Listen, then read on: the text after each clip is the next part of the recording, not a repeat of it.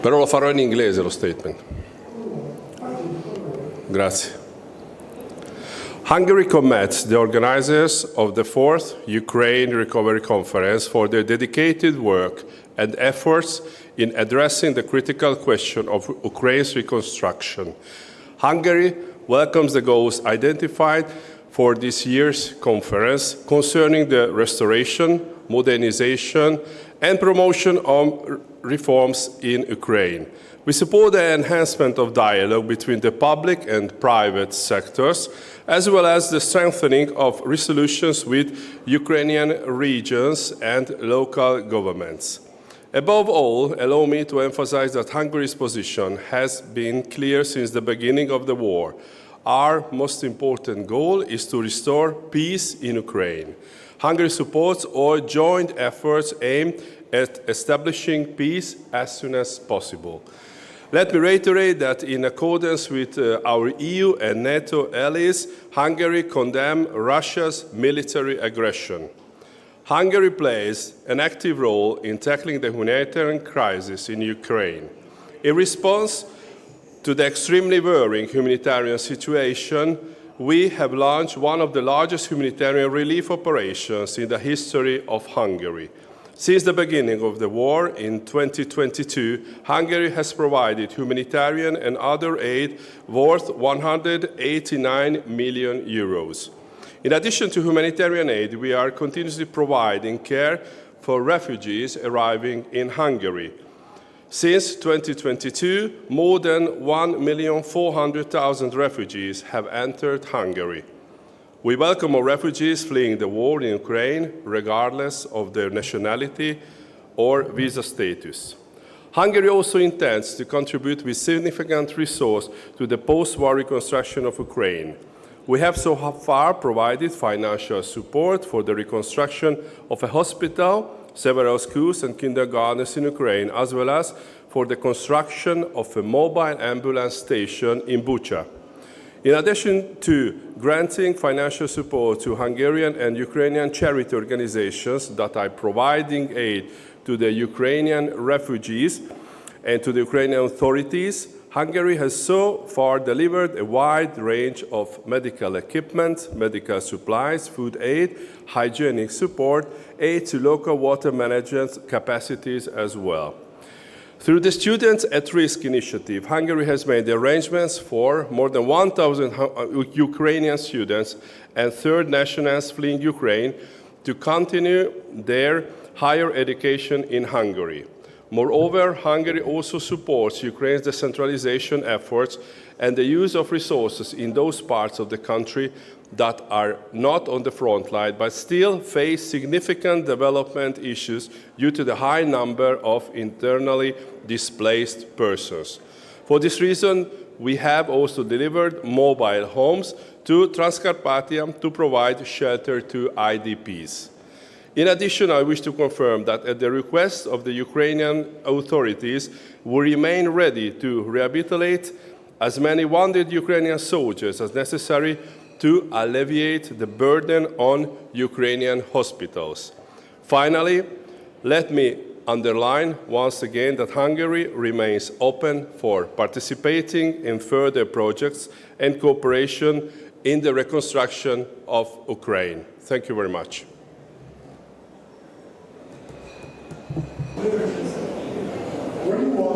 Okay. Excellencies, ladies and gentlemen, Thailand is pleased to join this conference co-hosted by the governments of the Italian Republic and Ukraine, as it harmonizes international efforts to reinforce continued support for Ukraine in its recovery, reconstruction, reform, and modernization that meets Ukraine's highest priority needs. Thailand reaffirms our long-standing position in upholding international law and the principles enshrined in the UN Charter, namely sovereignty and territorial integrity, as well as reiterates our full support for the peaceful settlement to the conflict, one that is inclusive and addresses concerns of all sides. We welcome all diplomatic efforts for peace negotiations between all concerned parties. We further believe that a comprehensive ceasefire will provide crucial protection to civilians and critical infrastructure, as well as ensure unhindered access to humanitarian assistance. Now, in its third year, the conflict continues to cause devastating humanitarian consequences in Ukraine, impacting on the lives of the civilians and critical infrastructure, including the energy system, food and water supplies.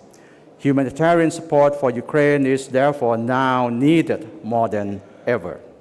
For our part, since 2022, we remain committed to supporting Ukraine through the provision of humanitarian assistance to civilians affected by the conflict via the United Nations Children's Fund, or UNICEF, the Organizations for Security and Cooperation in Europe, or OSCE, and Ukrainian Red Cross Society and the Polish Red Cross. This includes our latest contribution through the Red Cross Society to the Ukrainian Red Cross Society for the procurement of power generators. Moreover, sharing a special connection with Ukraine as a major global food exporter, Thailand places great importance on ensuring global food security and supports all food security initiatives. With the firm belief that security and development are two sides of the same coin, we place a great importance on humanitarian assistance that paves the way for recovery and reconstruction in Ukraine, in line with the Sustainable Development Goals. The extensive landmines contamination of Ukraine's soil remains one of the most pressing issues, and we are preparing to support Ukraine in its demining efforts to restore agricultural lands through the project Preparedness and Capacity Building for Appropriate Clearance Operation in Ukraine, or PCO Ukraine. Thank you.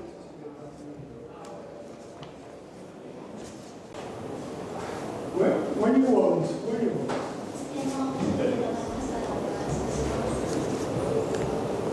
Okay. Distinguished delegates, I would like to express my deep respect and heartfelt congratulations to the government of Italy for holding the Ukraine Recovery Conference today, bringing together President Zelensky of Ukraine, Prime Minister Meloni of Italy, and many other world leaders and business representatives. As we are about to enter the fourth summer since the outbreak of Russia's aggression against Ukraine, I would once again like to express my profound respect for the courage and the resilience of the Ukrainian people who are fighting to defend their freedom and independence. Currently, intensive diplomatic efforts by Ukraine, the United States, and Europe toward a comprehensive ceasefire and peace are ongoing. However, it is regrettable that the various attacks by the Russian side still continues, and that a ceasefire has not yet been achieved. Japan strongly urges Russia once again to respond positively to achieve comprehensive ceasefire at an earliest timing and a just and lasting peace. Russia's aggression against Ukraine is not a distant European issue for us, but a matter concerning the fundamental nature of the international order.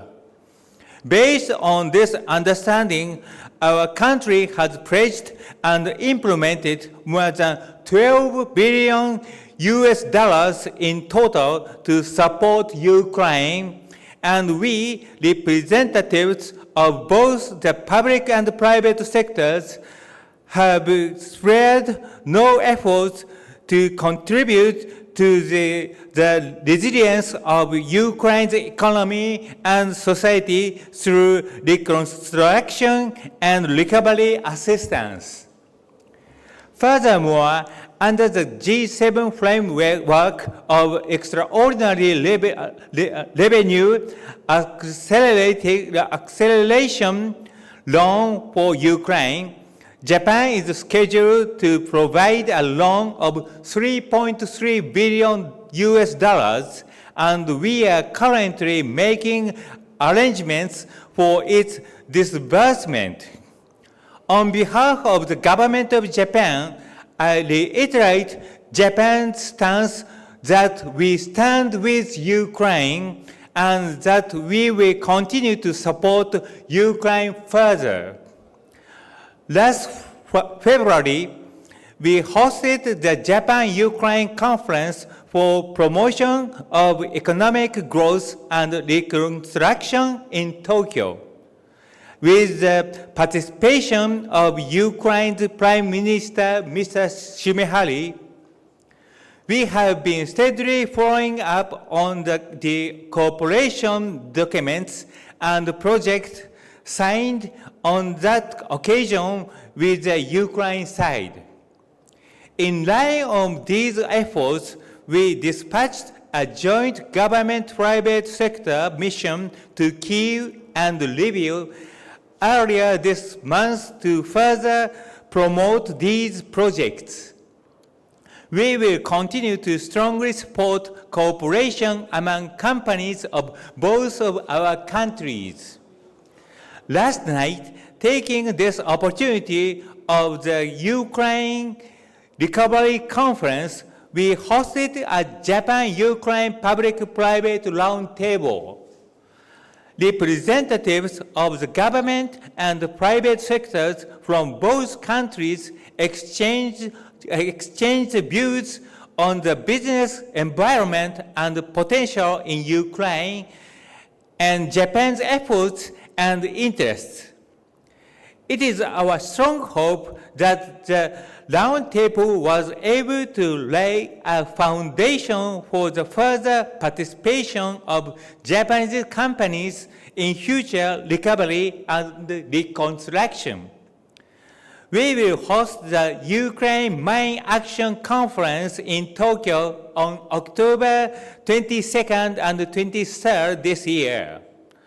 We aim to make this conference a venue to materialize cooperation on mine action, which is a prerequisite for recovery and reconstruction, and to raise international momentum toward recovery and reconstruction. Promoting these initiatives, Japan is determined to continue working very hard to support Ukraine's reconstruction through the combined efforts of the public and private sectors. We will also further strengthen cooperation with Ukraine, Italy, and the international community. Thank you for your attention. Thank you. Thank you very much. Okay. Croatia commends the Italian Republic and Ukraine for convening today's vital gathering. This conference stands as a testament to the international community's unwavering commitment to peace and the rebuilding of a brave nation fighting for its freedom and sovereignty. As a country that has experienced the challenges of post-conflict recovery, Croatia approaches Ukraine's situation with deep empathy and understanding. Croatia knows very well the importance of international solidarity and coordinated support in restoring our nation's infrastructure, economy, and social fabric. This conference is crucial in mobilizing the resources, expertise, and experience necessary to help Ukraine not only rebuild, but also to build a stronger, more resilient and inclusive society. Croatia is already assisting Ukraine in its recovery and post-war reconstruction. We have provided namely 315 million euros in all forms of aid, including emergency, humanitarian and development assistance, worth 77 million euros. This places Croatia sixth globally in terms of humanitarian aid as a percentage of gross domestic product. Having fought for our own freedom and independence, Croatia possesses unique experience in post-conflict transition and peaceful reintegration. As the most recent country to join the European Union, Croatia is committed to sharing expertise in integration processes and accession-related reforms to assist Ukraine on its EU path. Croatia continues to share its unique knowledge and experiences with Ukraine. This especially refers to critical areas such as demining and war-related psychosocial rehabilitation. Humanitarian demining is a particular area of expertise for Croatia. Having gone through this difficult process on our own territory, Croatia has developed one of the most advanced mine action systems in the world. Croatia has contributed over 13 million euros to mine action activities in Ukraine, demonstrating our firm dedication to enhancing the safety of Ukrainian citizens. I am very pleased that at this conference, Croatia has become a member of the Alliance for Gender-Responsive and Inclusive Recovery for Ukraine. Specifically, we have contributed 3 million euros to the UN Women Project that aims to enhance the role of women in Ukraine's demining sector. Caring for veterans is a long-term responsibility. It does not end with the conclusion of conflict. Even today, Croatia upholds a strong commitment to the care and support of our veterans. I am very proud that Croatia will host an international conference on rehabilitation and social reintegration of Ukrainian war veterans in October this year. This event will highlight the vital role of veterans in Ukraine's recovery and social reintegration. Science and innovation also play a vital role in recovery and reconstruction. Croatia welcomes the adoption of the Rome Declaration for Science, Research and Innovation in Ukraine. The involvement of the private sector in reconstruction and recovery is essential, particularly investments in key sectors such as digital technology, transportation and energy. Stability in energy supply is not only a local concern, it underpins European security. Croatia honors the bravery of Ukraine's defenders and the courage and resilience of its people. Together, we will restore homes, rebuild institutions, and renew hope because peaceful, prosperous and sovereign Ukraine is vital to European stability and to our shared future.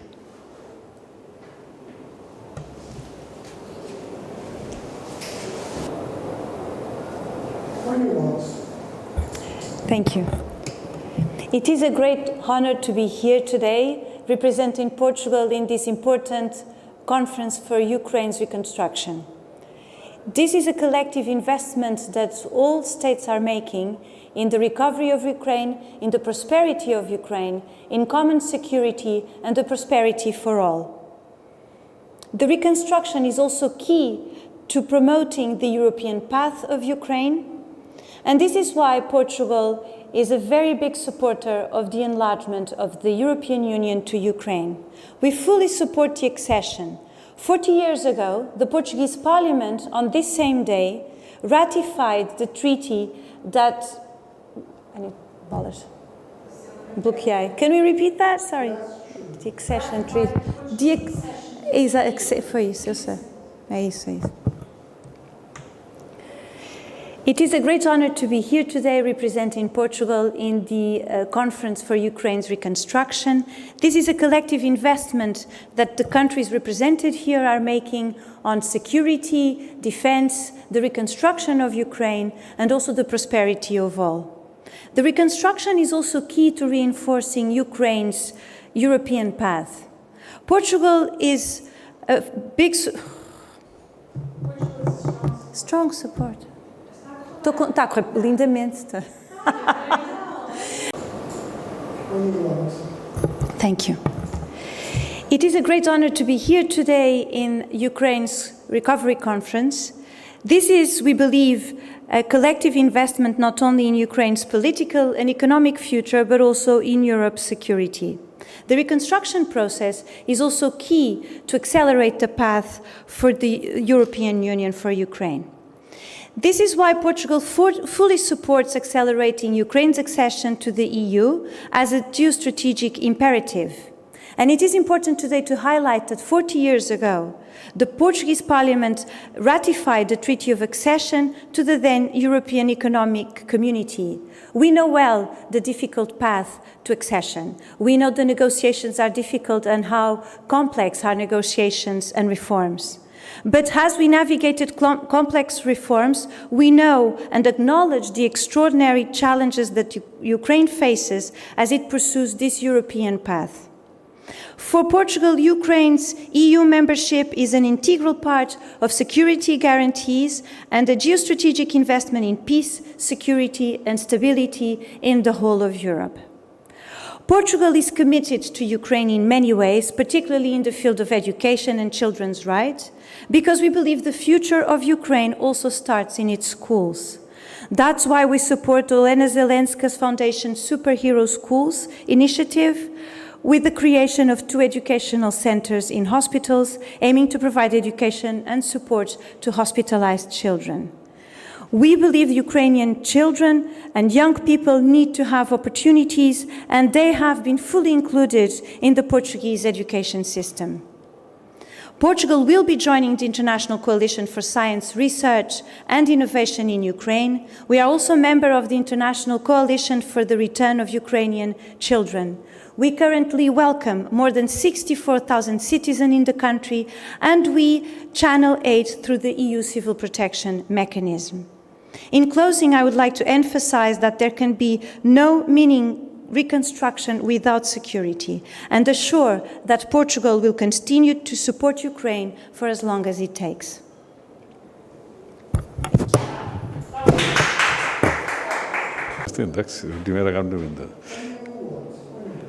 Ready? Okay, thank you. Okay, thank you, Co-Chair, Excellencies, ladies and gentlemen.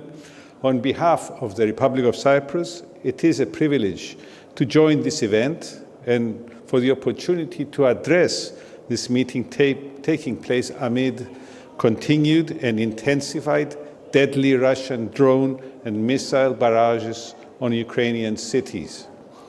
We remain steadfast in supporting a comprehensive, just and lasting peace in Ukraine, based on the UN Charter and international law, and welcome all meaningful efforts towards this goal, one that respects the sovereignty, independence, and territorial integrity of Ukraine.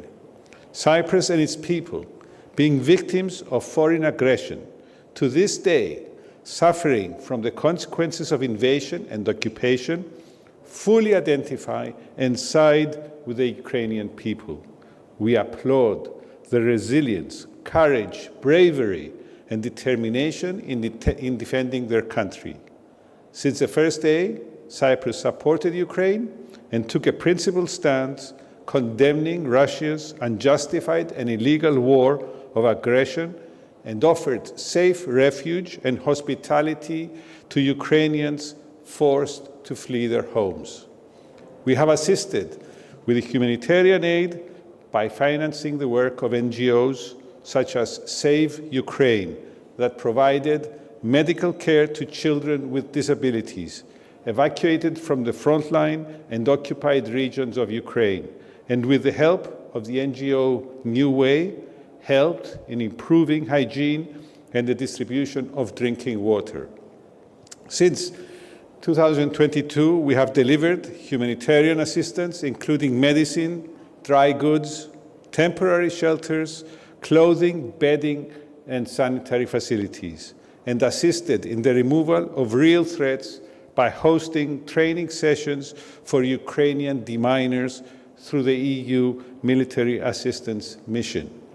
We are open to extend our support in demining efforts in the hope that people will soon return to their homes and their land. Cyprus also contributed to accountability efforts in Ukraine. As a member of the core group, we applaud the recent establishment of the Special Tribunal for the Crime of Aggression against Ukraine, an historic development showcasing our resolute commitment to justice, accountability, and to upholding international law. Finally, considering Ukraine's national priority of accession to the European Union, we welcome the opening of formal accession negotiations and the significant progress in implementing priority reforms. Coming January, when Cyprus assumes the presidency of the Council of the European Union, we will promote the application and the process for Ukraine to join the European Union. Excellencies, ladies and gentlemen, this war is a testament of our commitment to the principles of international law. Cyprus will continue to call for a full and unconditional ceasefire. A pause in hostilities would serve as a vital step towards stopping human suffering and allow space for action aimed at genuine peace. Cyprus will actively assist the international community towards Ukraine's recovery and towards achieving a just and lasting peace. Thank you.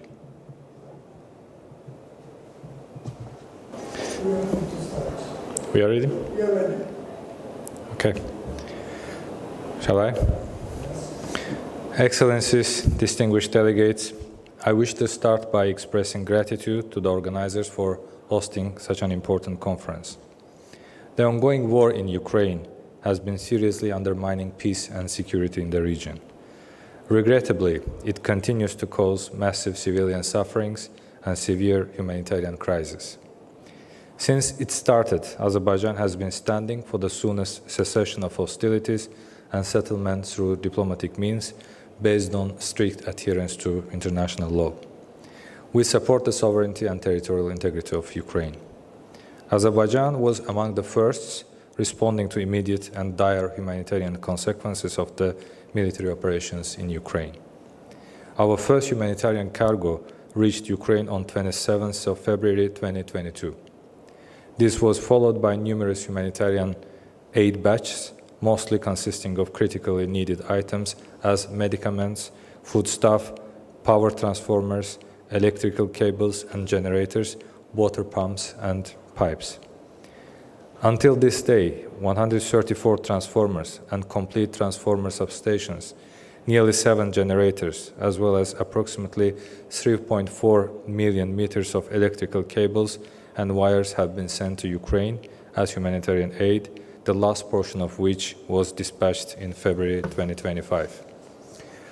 From our own painful experience of early 1990s, we know that children are the most vulnerable society segment and they need more protection and special care during wars and armed conflicts. Thus, Azerbaijan continues a program of medical and social psychological rehabilitation for Ukrainian children affected by the conflict. Since the last Ukrainian Recovery Conference, we have doubled the total number of children provided with the relevant services in Azerbaijan. So far, we have hosted more than 330 of which arrived today and will continue to do so in coordination with the Ukrainian authorities. Infrastructure recovery and reconstruction is another important dimension of our support to Ukraine. This is against the backdrop of large-scale post-conflict restoration and reconstruction work we have embarked on at the national level following the liberation of our territories from the 3-decade-long occupation. Azerbaijan carried out the full reconstruction of a school building in the city of Irpin. and also the restoration of the city polyclinic in the city of Irpin was completed in March 2025. In addition, restoration of 2 parks in Kiev and Irpin was funded by Azerbaijan. Renovation work in the shelter of library for children in Kiev was completed in February 2025. Besides, the relevant work continues with respect to reconstruction of 4 other social buildings in Irpin, such as cultural center, art center, sports center for children, and youth and a residential building. As one of the most mine-contaminated countries in the world, Azerbaijan almost alone deals with the tremendous challenges stemming from massive contamination of its territories with landmines and explosive remnants of war. We consider demining crucial for safe return, resettlement, rehabilitation, prosperity, and peace. Thus, President Ilham Aliyev pioneered the initiative to add humanitarian demining as the 18th Sustainable Development Goal to the UN's 2030 agenda. In this context, Azerbaijan has already donated a mechanical mine clearing machine to Ukraine. Furthermore, Azerbaijan's National Demining Agency, ANAMA, works on providing very shortly additional spare parts and the relevant expertise in humanitarian demining for Ukrainian specialists. In overall, the total volume of Azerbaijan's humanitarian and reconstruction aid to Ukraine on the bilateral basis exceeds $42 million. To conclude, I would like to reiterate that given its request, Azerbaijan will continue its humanitarian support to Ukraine on the bilateral basis, fully in line with applicable international political legal framework. I thank you.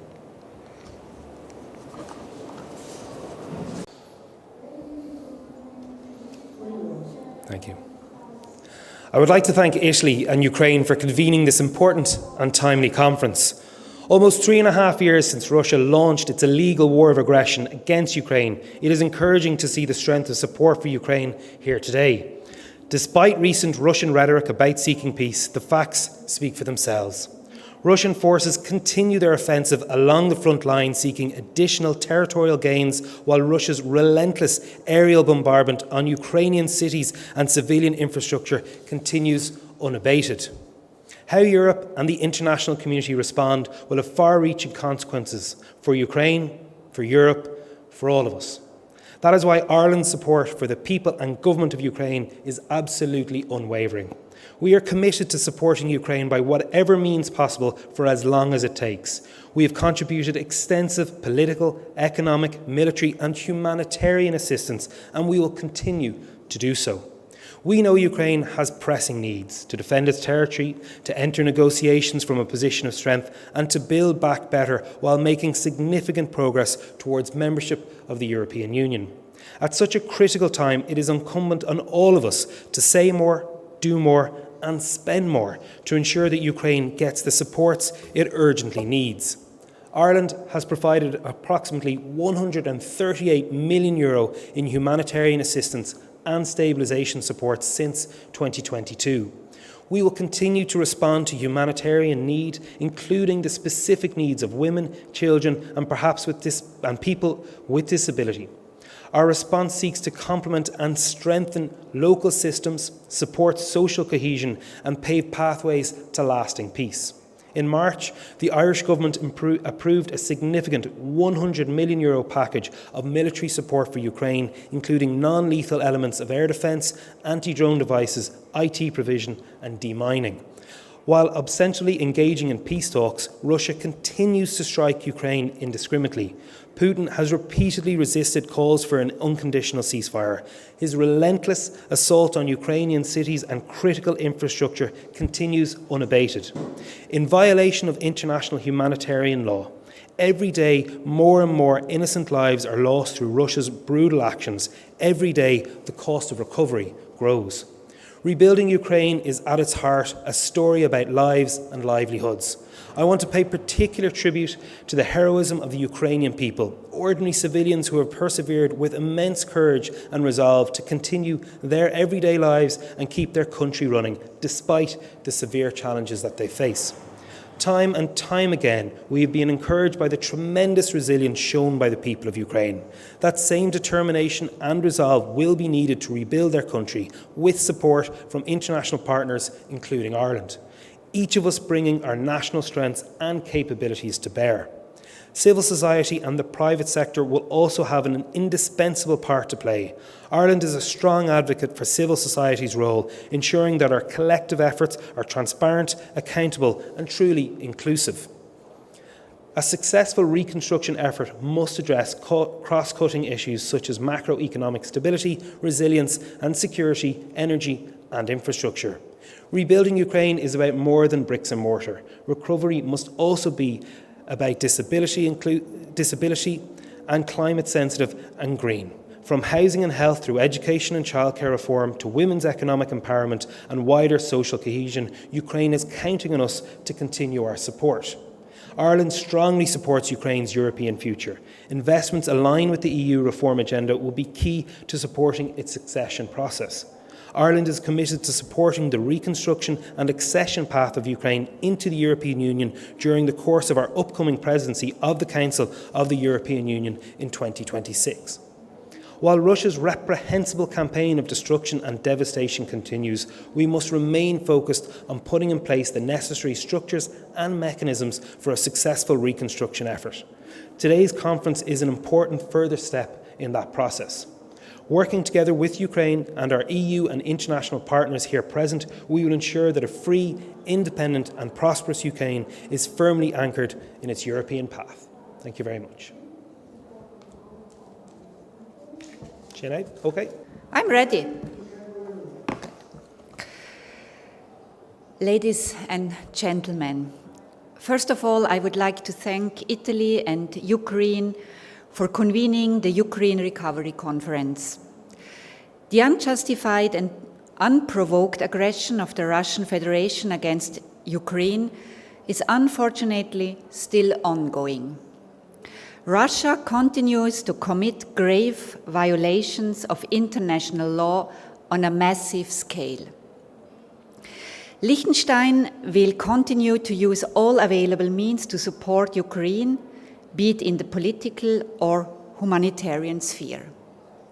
For example, Liechtenstein has called early on for the creation of a special tribunal for the aggression against Ukraine. Such a tribunal is a big step towards justice for all Ukrainians, and it is a crucial step for international law, as this is the first time that a judicial mechanism has been created to deal exclusively with the crime of aggression. At the same time, Liechtenstein is fully aware of the political realities that have shaped the negotiations for the special tribunal.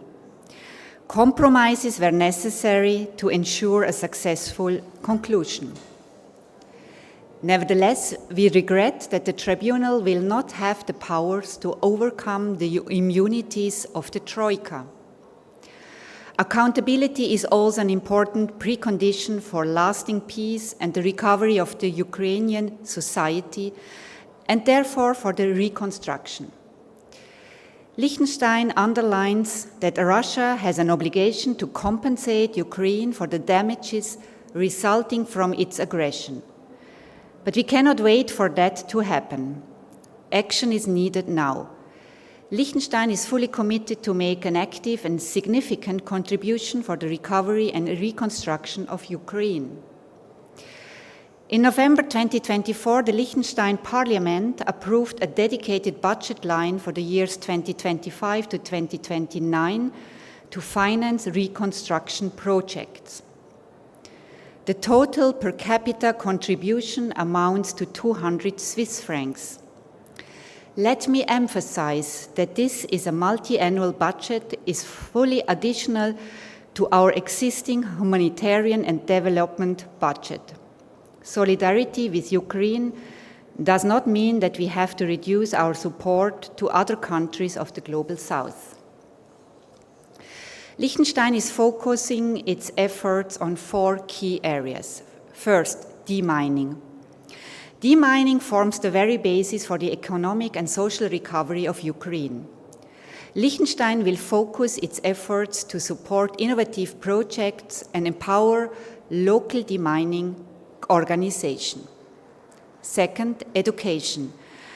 An investment in children, youth, and young professionals is an investment in the future of Ukraine.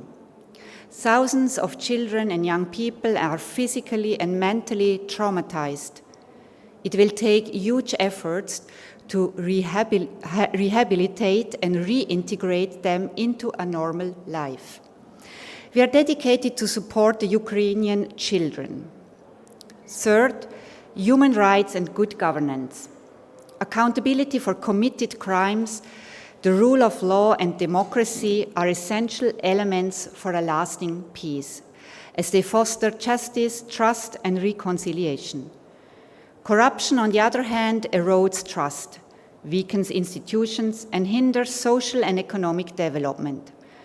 It therefore comes as no surprise that Liechtenstein is supporting Ukraine in the areas of good governance, rule of law, and in the fight against corruption.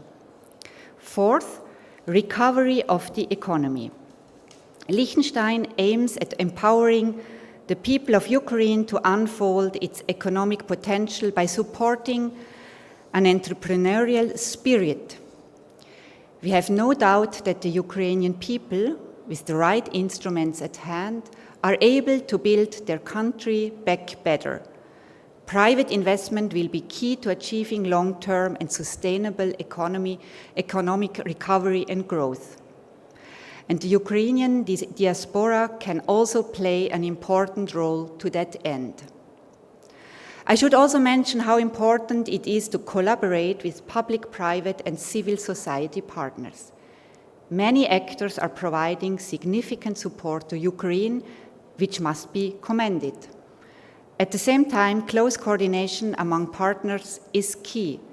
It can help achieving even more significant impacts on the ground.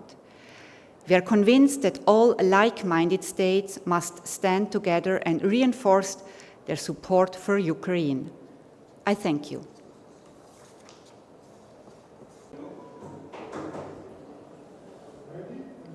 One second, please.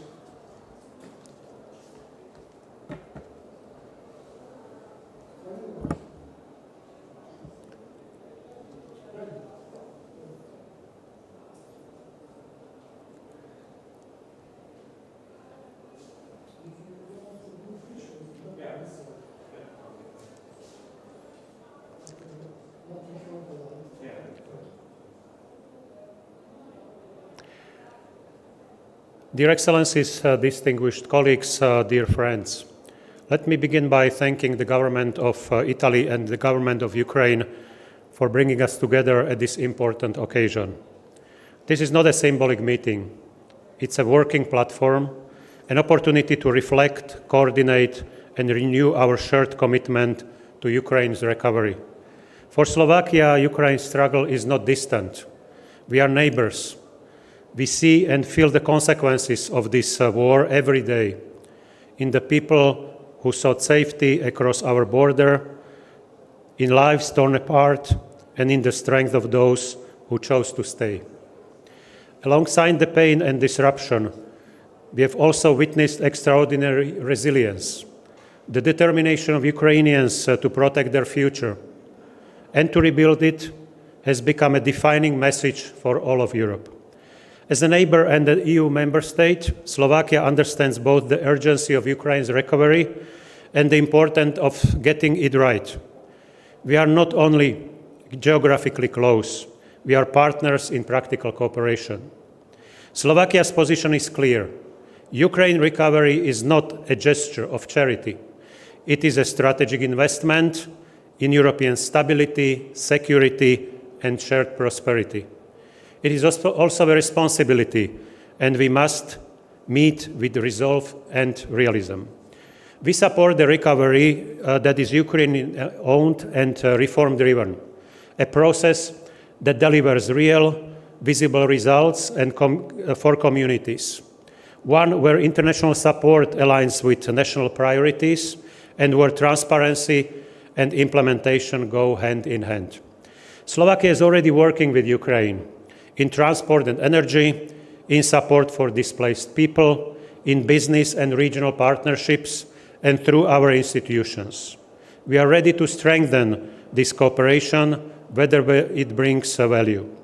Recent concrete steps include the launch of a new passenger rail connection between Kyiv and Bratislava, the construction of a new electricity interconnector in 2026, the ongoing modernization of our border crossing points, and preparations for a motorway extension to the Ukrainian border. At the same time, we must be honest. Recovery is not easy. It will take time. Progress will be uneven. Expectations will be high. However, what matters most is that we remain present and consistent, not only during high-level meetings, but in the everyday work for implementation. The work will not be solved in a year or through a single plan, but we can and we must move forward step by step, project by project, institution by institution. Slovakia will stay engaged and committed, politically, practically, and through our shared European institutions.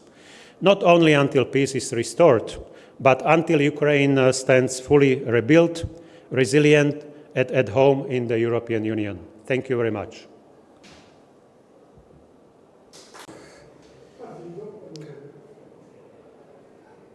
First of all, I would like to thank the Italian government for having organized URC 2025 and recognize our fruitful collaboration with the Ukrainian authorities. The Council of Europe Development Bank, the CEB, as Europe's social development bank, is proud to be part of the vital international effort to support Ukraine and its people. We do that in collaboration with other international finance institutions and with the G7 under Canada's helm. The CEB has stood firmly with Ukraine since Russia's brutal aggression in February 2022. We were quick on our feet, our trademark. As first responder, we issued loan and emergency grants to nearby countries such as Poland and Romania, welcoming Ukrainians fleeing the war. By 2025, in June, the bank had already mobilized 1.5 billion. In the meantime, we facilitated Ukraine's accession to the CEB as its 43rd member in June 2023, which allowed the bank to operate in the country. This was just over 2 years ago. Since then, the CEB has approved 6 loans, totaling over €500 million to support the country's urgent social needs in health, housing, and microfinance. This is just the beginning. Our objective is to approve 1.2 billion in loans by 2027. To this end, the CEB works closely with Ukrainian authorities to deliver on the ground. The CEB also collaborates closely with other multilateral development banks, notably the World Bank in the case of the HEAL project.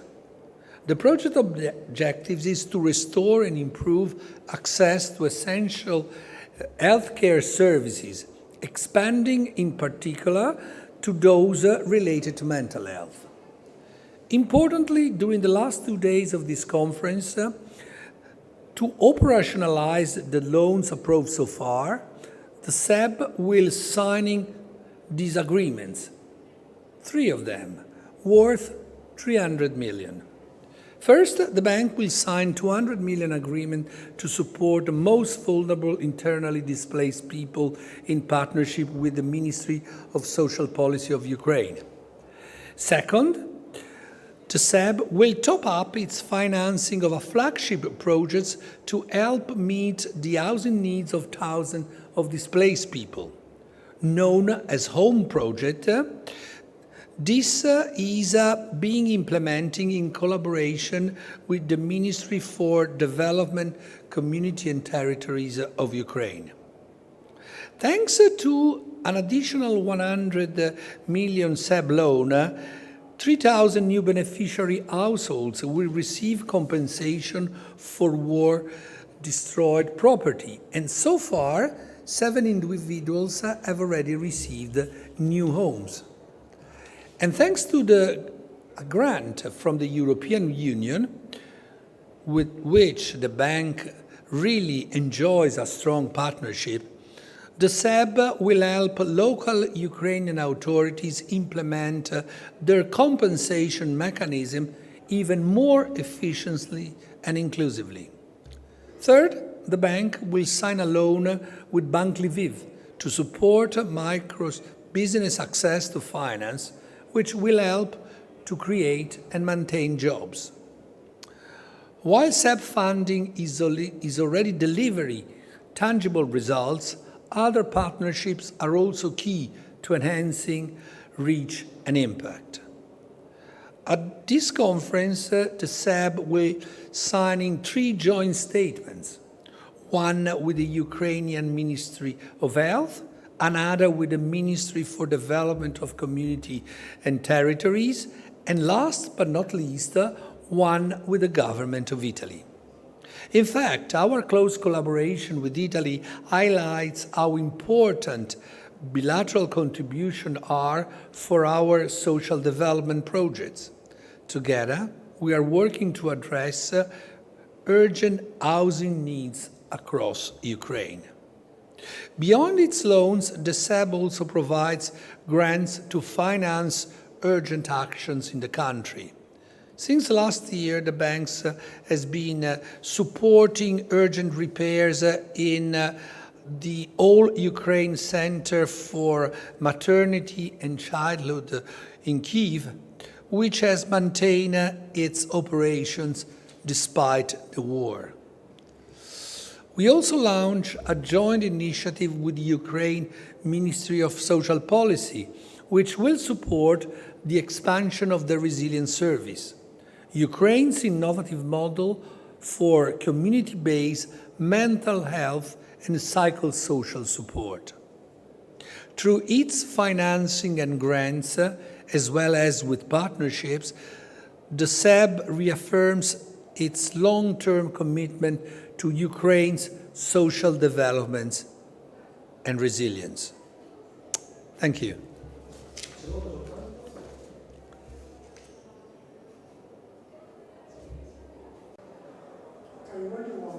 Yeah. Bismillah ar-Rahman ar-Rahim. Excellencies, distinguished delegates, allow me to begin by expressing the UAE's sincere appreciation to the governments of Italy and Ukraine for co-hosting this year's Ukraine Recovery Conference. We also welcome Poland as next year's hosts and look forward to continuing this critical process in Warsaw. The UAE joined last year's conference in Berlin with a strong sense of purpose, and we view this annual platform as a vital space for continuity, cooperation, and conviction in Ukraine's recovery.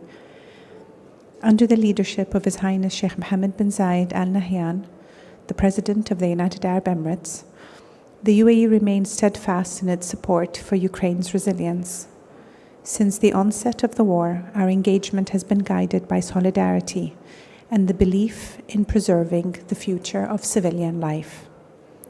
Our long-term commitment is evident not only in humanitarian support, of which the UAE has pledged $100 million, but in the dozens of technical exchanges between Abu Dhabi and Kyiv, the visit of President Zelensky to the UAE this past February, and the upcoming Joint Economic Committee, all clear signals of a partnership that is grounded in action.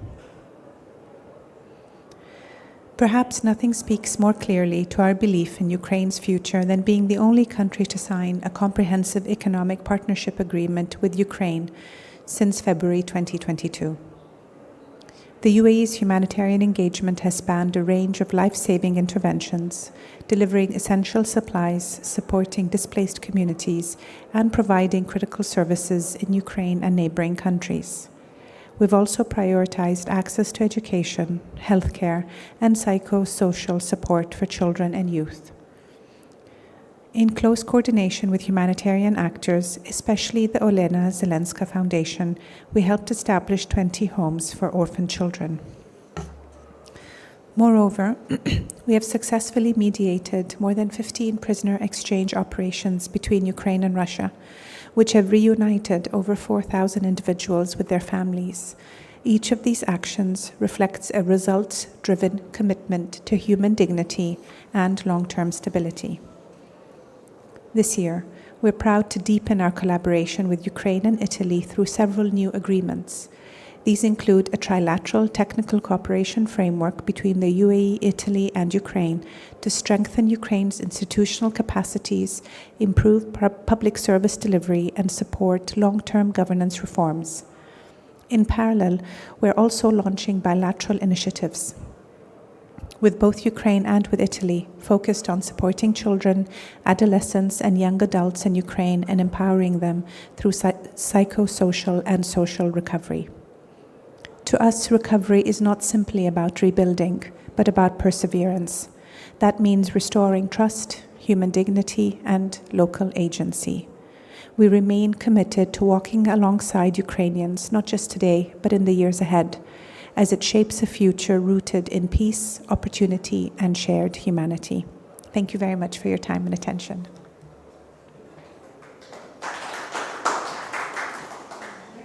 Okay, good afternoon to everybody. It was a long day, difficult. The entrance in the context of a recovery forum for the reconstruction of Ukraine, hosted by Italy.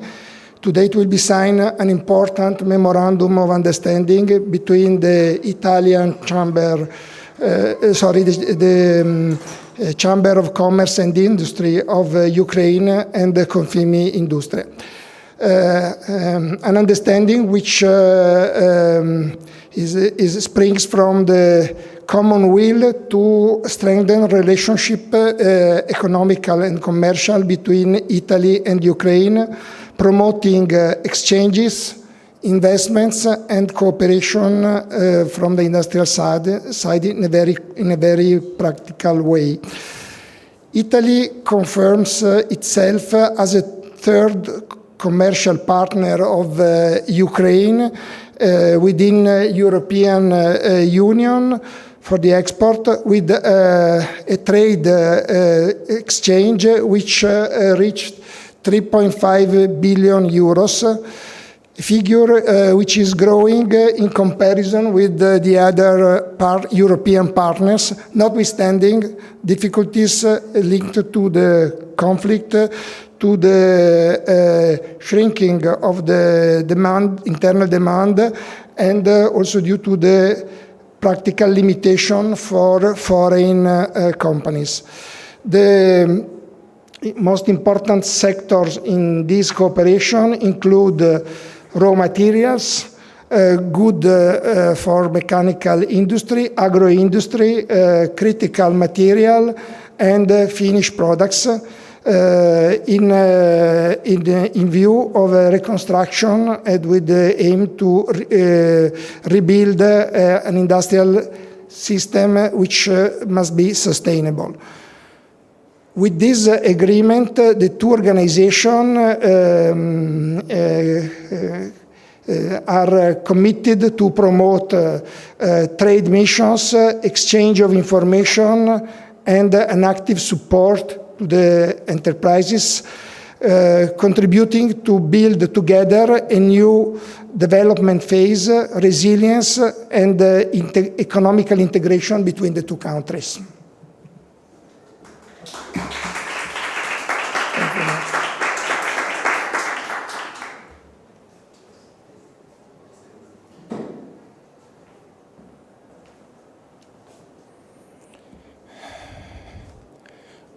Dear Mr. Riccardo Cini, dear friends, dear colleagues, for me, like a president of Ukrainian Chamber of Commerce and Industry, it's a big honor to present today and to sign agreement with Confimi Industria.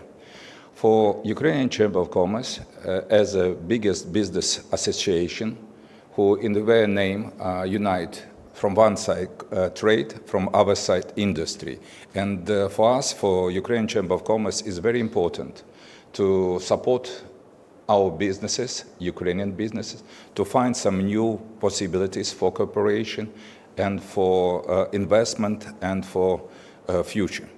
This is very important in this very difficult period of time of Ukraine, when we are 30 years, more than 3 years in the war, when our industry destroyed by attacks of the Russian rockets, drones, etc. We are very much appreciated today this conference focusing on the recovery of Ukraine. And for us, for Ukraine, for Ukrainian business, for Chamber of Commerce, today's event is also important because we are signing memorandum with one of the promising, one of the best association who unite industry, manufacturing, etc. We are very much interested in this because Ukraine and Ukraine Chamber of Commerce covers more than 25 regional chambers. Every region in Ukraine, like in Italy, has this very difficult. One specialized in agriculture products, some in the manufacturing, some in metallurgical sector, many. That's why we have a lot of opportunities for mutual work. Ukraine are very much interested in now to find a real partner. And today, when we are in Rome, we see how strong Italy, how strong of support of Italian to Ukraine. We see this is from the messages of our leaders, Prime Minister of Italy, President of Ukraine, and other leaders of the world. How important in this moment to be like one family, European family. But family is strong when we strong economical relations. And Italy, one of the most prominent our friends. I would like to say very clear message. In Ukraine, image of Italy is very high. Image of Italian, very high. And every Ukrainian businesses know if we have a strong relation, if we have relation with Italian businesses, it means we will be successful and competitive in the international market. That's why I signed today with light heart, because I'm absolutely sure that we have a very good perspective for our cooperation. And I'm very happy and to do this together with our team of Ukrainian Chamber of Commerce. Today we in these premises my colleagues from the regional Chamber of Commerce. This is very important what we have possibility for cooperation, not only national level, but very important of the regional level. Thank you very much, Mr. Cini and your team for desire to sign this agreement. I am like to say always, together and only forward. Thank you.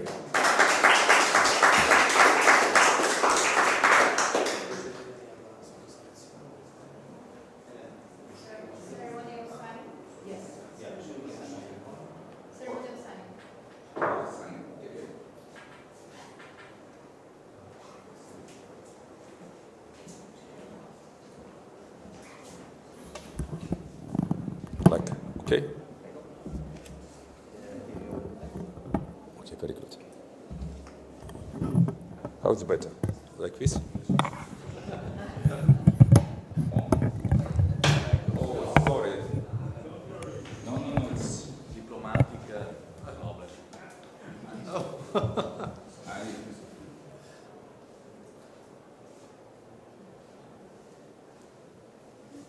Thank you.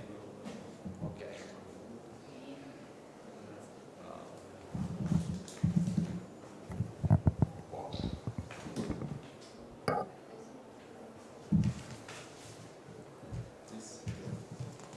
Obviously, I will sign on behalf of Paolo Agnelli, President of Continue and Vice President for Internationalization. Okay.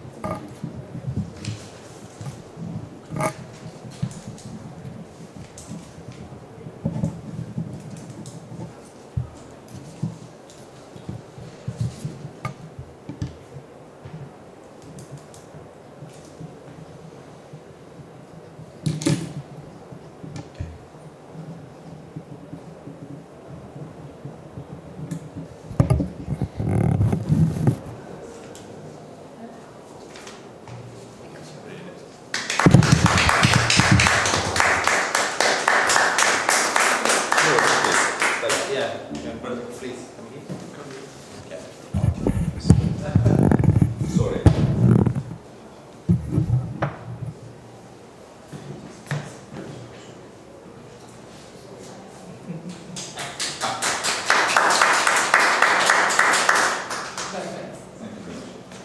Thank you very much. Can you also take a picture of the guests? Yes, members who is colleagues from Lithuania and our representative and all others. And can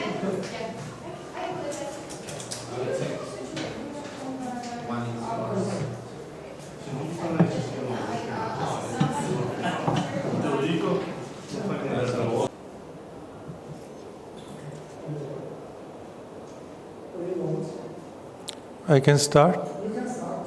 Okay. I would like to express my sincere gratitude to the government of Italy for hosting this important conference.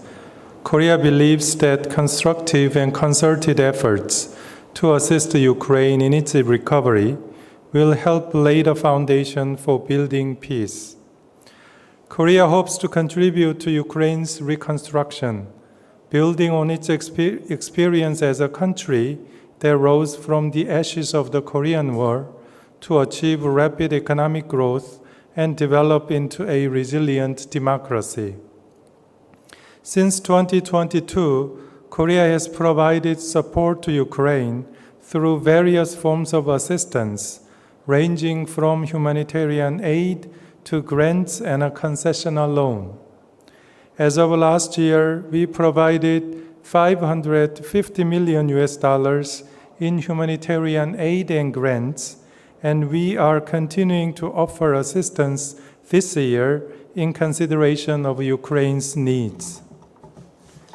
In addition, we are implementing multi-year projects in key sectors such as transportation, education, healthcare, and water resources. We are also in discussions with the Ukrainian government to explore ways to provide practical support for Ukraine's reconstruction in areas where Korea has expertise. We recognize the role of the private sector in Ukraine's rebuilding efforts.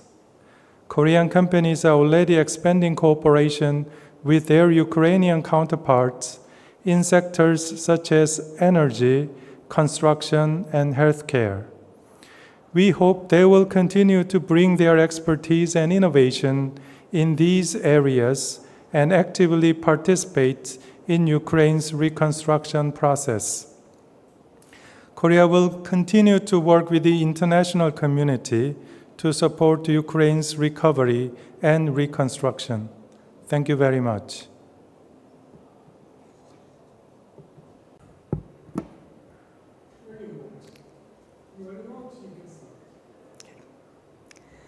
New Zealand is pleased to again join this important conversation about how partners can support Ukraine's recovery from the impacts of Russia's illegal war of aggression. As New Zealand's Prime Minister Christopher Luxon said prior to last month's NATO meeting, New Zealand stands in solidarity with Ukraine.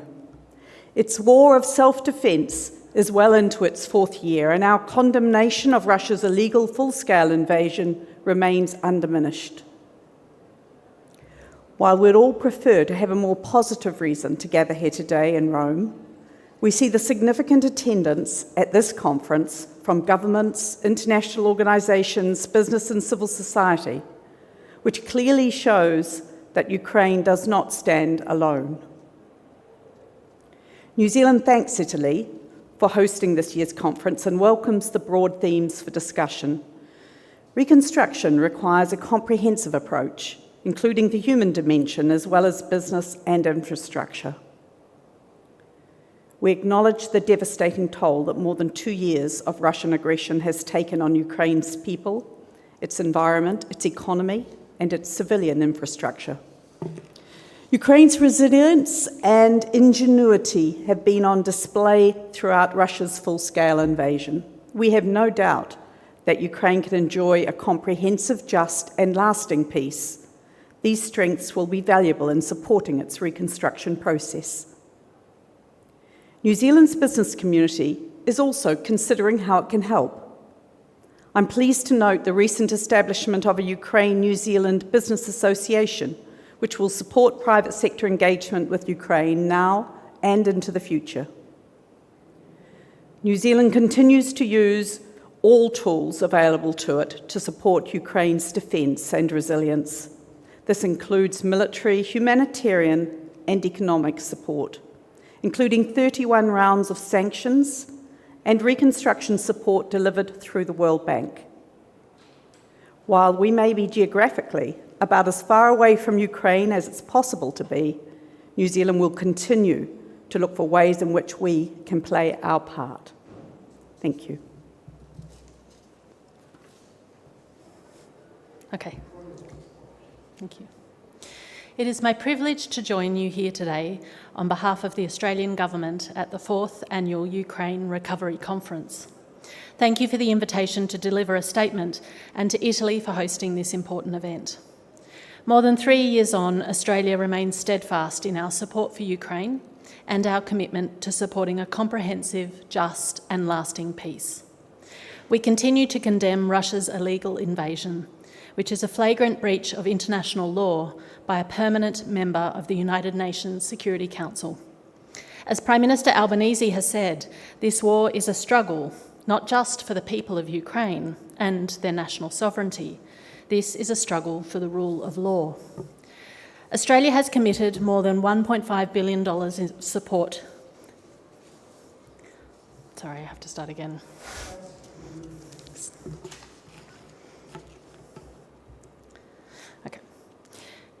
It is my privilege to join you here today on behalf of the Australian Government at the 4th Annual Ukraine Recovery Conference. Thank you for the invitation to deliver a national statement and to Italy for hosting this important event. More than 3 years on, Australia remains steadfast in our support for Ukraine and our commitment to supporting a comprehensive, just and lasting peace. We continue to condemn Russia's illegal invasion, which is a flagrant breach of international law by a permanent member of the UN Security Council. As Prime Minister Albanese has said, this war is a struggle not just for the people of Ukraine and their national sovereignty. This is a struggle for the rule of law. Australia has committed more than $15 billion in support to Ukraine, including $66 million towards the European Bank of Reconstruction and Development. Our contribution to the EBRD will allow Ukraine to access approximately $400 million US in additional lending to assist with Ukraine's vital recovery and reconstruction efforts. We have also imposed over 1,500 targeted sanctions, as well as import and export bans to degrade Russia's war machine and deter others from providing support to Russia.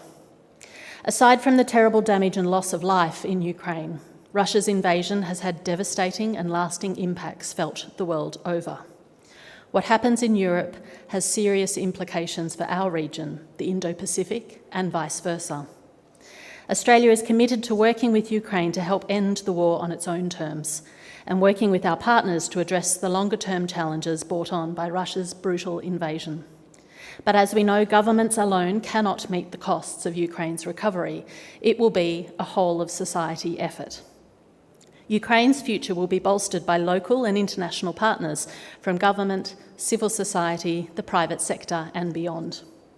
With that, I would like to extend a warm thanks to those in the business community from Australia and across the world who have already generously committed to Ukraine's reconstruction and recovery needs. Ukraine has all the factors for a successful reconstruction journey: resilient people, a robust economic base, vibrant civil society, and committed global supporters. This conference will build on this momentum and deepen these connections as we look forward to developing solutions to aid in Ukraine's recovery and long-term reconstruction. Together, we will help ensure Ukraine achieves a just and lasting peace and builds back better. Thank you.